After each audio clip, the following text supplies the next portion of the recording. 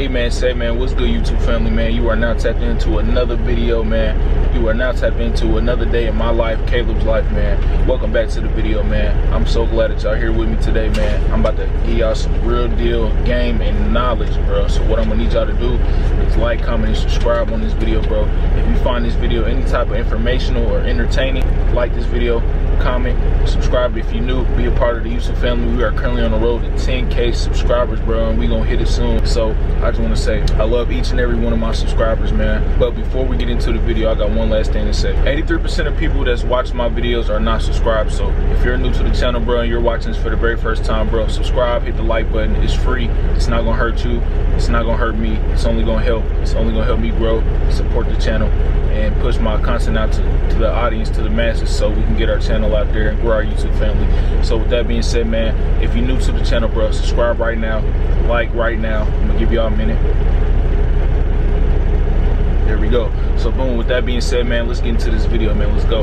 As you boys can see from the title, man, I'm gonna be giving y'all 5 tips / tricks, whatever you want to call them, on how to maximize your paycheck as a company driver. The very first one we got on the list is you want to maximize your clock. Basically, you want to have good time management. Let's get into that first. For those of you who don't know, this video is really going to be geared towards my new truck drivers, the ones that are just now starting. Really, anybody can really learn off the information I'm about to give out in this video. As a truck driver, you have a 14-hour day. That's as much as you can do in 14 hours, bro.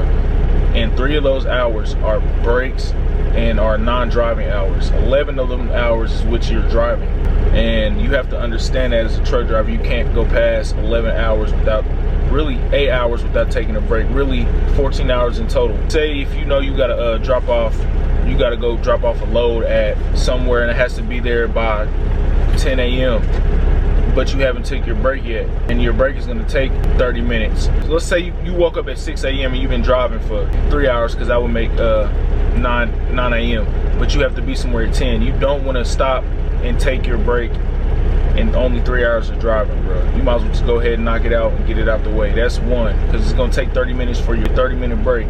And on top of that, you never know what could happen, because everything is not promised. Like, traffic ain't promised. It could be a couple wrecks, it could be a couple road detours, and it might add on extra 30 minutes to your travel, and next thing you know, you're late to your appointment. Pre-trip, always plan your pre-trip, bro.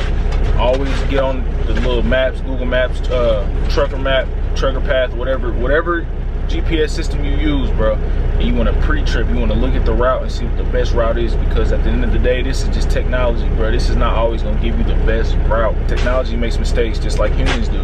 You want to get on there and look for yourself what's the fastest way to go, because sometimes, for example, say it's 6 a.m. you just got up, 7 a.m. you in rush hour traffic, because people have jobs and people are going to be out on the road in the morning driving to their jobs, and you want to say it's gonna take you an extra hour or two just to get through that morning traffic. You in a big city like Nashville, Tennessee, or Louisville, Kentucky, you know, just random cities I'm thinking of off the dome. The GPS is gonna take you through the city route 9 times out of 10. It's just programmed to be the fastest route, which sometimes can be wrong. So say you want to avoid rush hour traffic, you go on there and you pick out your own route. You might want to take, let's take this highway up, and then let's take that highway. You just basically always don't want to rely on technology. Maximize your clock and pre-trip. Always pre-trip your truck. Check everything in a pre-trip. Pre-trip is real important. It's a reason why every CDL school you go to, 50% of your time there is going to be practicing learning pre-trip. There's a reason for that, bro. You got to think, we are in these 80-ton, 70-ton, whatever it is, big-ass vehicles, killing machines, bro. And in order to make sure we operate these machines right, we have to pre-trip. We have to make sure everything is good with these machines. So with that being said, pre-tripping is a big thing. Pre-trip inspections is a big thing. And also pre-trip planning is a big thing too. That's gonna help you maximize your paychecks, bro. The faster you get there, the faster you can get to the next load. The more loads you complete, the more money you run. The more loads you get, the more miles, which in return gives you more money. So number one, in conclusion, to number one, you want to maximize your clock. Time management is key. Pre-trip planning and pre-trip inspection is key. Number two, this also ties into number one, but I'm gonna go more in depth. Don't be late, bro. When you are late to these pickups and these drop-offs, these receiving and shipping places, bro, it's just gonna knock you back, bro. Like say you get here, say you gotta pick up a load. They say they stop loading shit around 3 o'clock and you get there at 3:30. Now you gotta wait all the way till anytime tomorrow before 3 p.m. to get loaded, bro. Just wasting time just sitting around waiting for the next morning, because you can't just drop your loaded cargo, or you can't just leave because your dispatch might be closed. Nobody at dispatch can give you a new load. You know what I'm saying? It's not that easy. So don't be late. And if you dropping off, that's even worse, because they start receiving people at 2 and you get there at 2:30, and then boom, now you gotta wait all the way to the next day.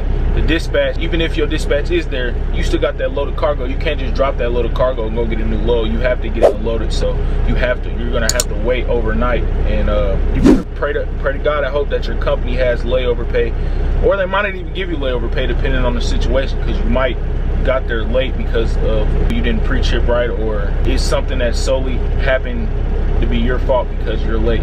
Just don't be late. On time is really late. You want to be early, really 30 minutes to an hour early before your time, the time you have to be at these locations. So just don't be late, because it will stop your paycheck. It will stop your miles, you feel me? And in return, you will make less money. And that's the opposite of what I'm trying to do in this video. I'm trying to get y'all boys the most money. I'm trying to get y'all boys the most out of your paycheck with these tips and these tricks. So number 2, just don't be late. Now we get on to number 3. Number 3, fuel points, bro. Fuel points.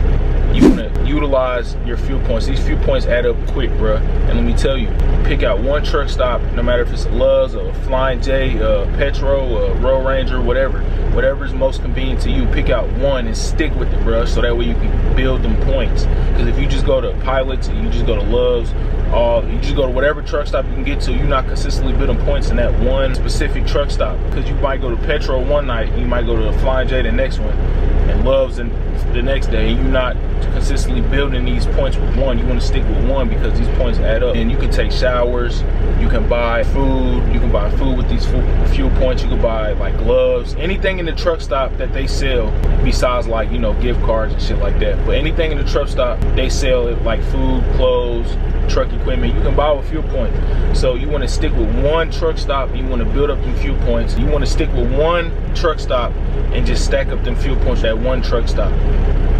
And that's number 3. Number 4, drive safe, avoid all violations. None of this shit is gonna matter at the end of the day if you locked up behind bars for vehicular manslaughter, because you want to get to your destination super early. Now, I always tell everybody, like off the rip, the first thing I usually say to people when it comes to this truck driving shit, bro, is drive safe, get to your destination as fast as you possibly can without killing the next motherfucker or killing yourself. And that's real important, because if you dead or if you behind jails, none of this shit is gonna matter. You're gonna be useless to the world. Drive safe, man.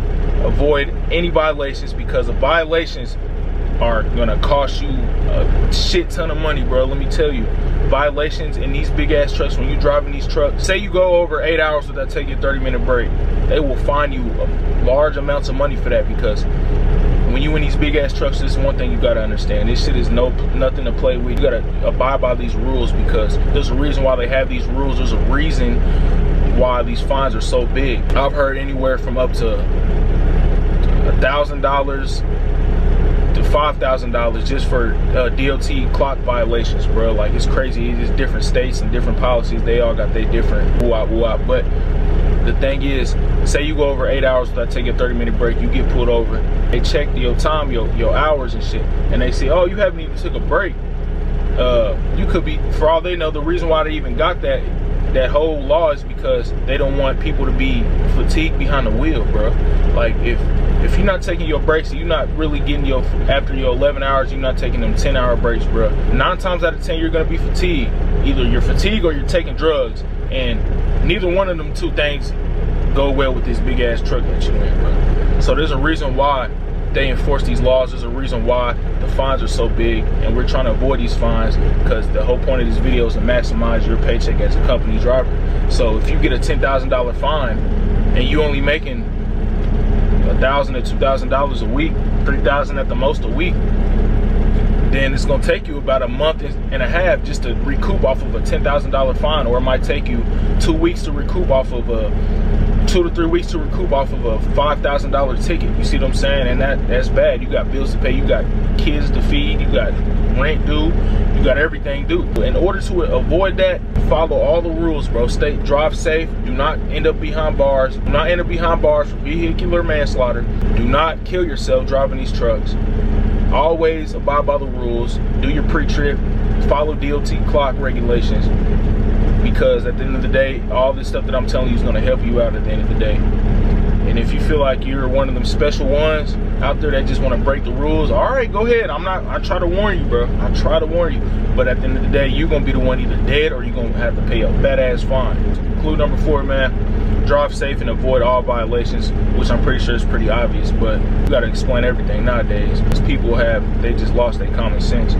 But, you know what I'm saying? Number 5, bro, take advantage of your company's perks and referral programs, bro. One of the biggest expenses in life is when we have to get something done health-wise. Like, say we break an arm, we break a leg, we have to go, you know, get a new tooth or something. Say you got your tooth knocked out, surgery, anything, bro, medicine, anything. These companies out here will pay for all of that, bro. Like, you got to take advantage of your company's perks. It's a lot of perks and a lot of stuff that your company provides. A lot of people just don't like to sit down and read the fine print of what they provide and what they will give you just for you working for them.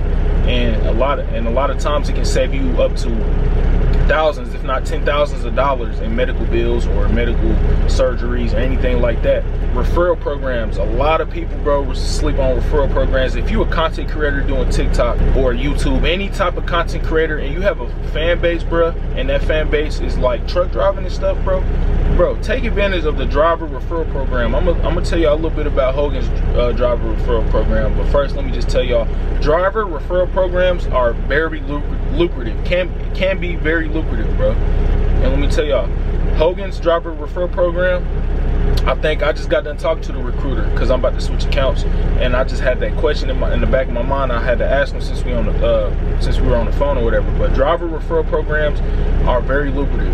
If I refer somebody to Hogan, they got to stay here for 6 months. That's the requirement. They have to stay working at Hogan for 6 months. I get $2,000, 2 lump sum payments, and I think every month that they stay is like $50 or something like that for a certain amount of months. For like, I forget what he said, but you gotta think, bro, that's some decent money. You get $1,000, $2,000 in total, but it's lump sum payments. It could either be, I think he said either in 2 or in 4. I forget which one they do it, but they pick based off of what account you on or whatever.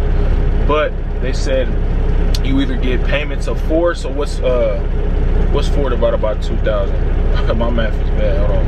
500. Yeah, 500. So you get 500 on top of whatever you make on your check already, or the other lump sum payment is 1,000. So 1,000. That's the one you really want to get. And on top of that, you get $50 every month too for a certain amount of months.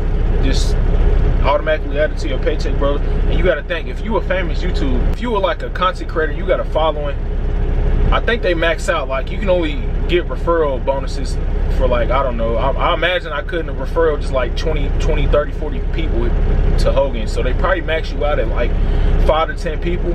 But you gotta think, that's a lot of money, bro. Like, think about it. 2,000. What's 2 times 5? That's $10,000, bro. $10,000. Say they max out at 5 people. That's $10,000 on top of what you're getting, plus the 50 a month for a certain amount of months. I imagine it's probably like 6 months to 12 months. You're gonna get that extra $50 too. So you gotta add that on there too. So that's an extra probably $500 to $1,000. So you gotta think, bro. Driver referral programs is very lucrative, bro. And also your company's benefits. Yeah, that's the word I was looking for. Benefits, company perks and benefits. And that's gonna conclude our 5 tips and tricks to maximize your paycheck as a company driver. But wait, I'm gonna give y'all a quick bonus, a last bonus tip, bro. This is the 6th secret bonus tip, bro. Be nice to your dispatchers, your fleet managers, because at the end of the day, they're the ones who are controlling your loads, where you're going, how many miles you're driving.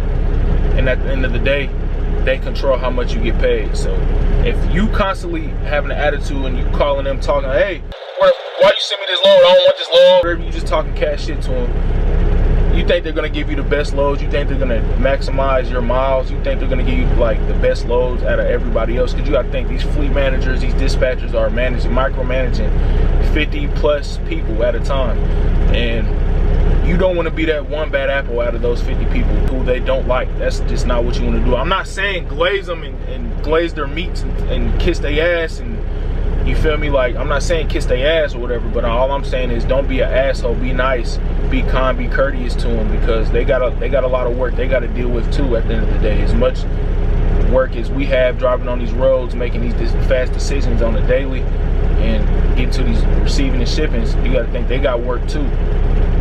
Their work might not be as dangerous as ours, but you know what I'm saying, they got a lot of work just like how we got a lot of work. So let's be courteous, let's be kind to our fleet managers and dispatchers. It's only really the smart thing to do. Like, I couldn't really see why you would talk back or badmouth or just have a bad attitude towards these people that control your miles, control which loads you do, which in the end controls your money. So that's really the last bonus tip I got for y'all boys, man. But look, if you enjoyed the video, man, like, comment, and subscribe, bro. If you new to the YouTube family, bro, subscribe, like, comment, do all of that YouTube stuff, bro. We're on the road to 10K, man. We growing every day, and I just want to say I love each and every last one of y'all boys and girls. And yeah, man, that's pretty much it for this video, man. Take notes, apply this video to your trucking journey. I hope I helped you a lot. Like I said, man, that's it. I'm gonna catch y'all boys on the next one, man, and I'm going. Let's go.